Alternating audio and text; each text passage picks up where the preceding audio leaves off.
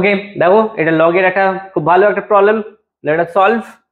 দেখো আমরা প্রথমে কি করব, এই যে 1 আছে 1টাকে আমরা লিখে নেব log 10 আমরা জানি log 10 এর ভ্যালু কিন্তু 1, তো 1 এর জায়গায় এটা আমরা লিখে নেব।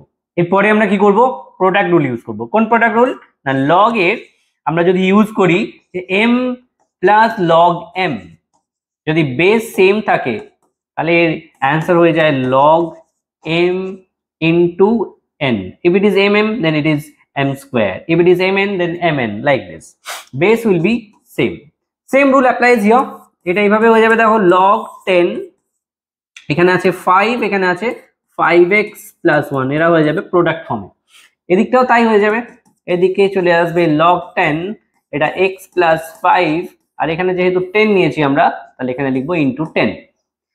See log 10 both the side it will be cancelled, so we will be getting কি পাবো আমরা, এটা equals to x plus 5 into 10. এই 5 আর 10 কে আমরা ক্যান্সেল করতে পারি, তাহলে এখানে আমরা পেয়ে যাব 5x plus 1 is equals to, এটাকে মাল্টিপ্লাই করলে হয়ে যাবে 2x plus 10।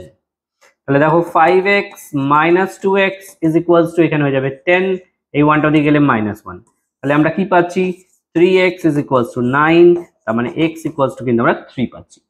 এখানে যেহেতু লিনিয়ার ইকুয়েশন সলভ করেছি আমরা ইকুয়াল সাইন দেব না, দ্যাট ইমপ্লাইজ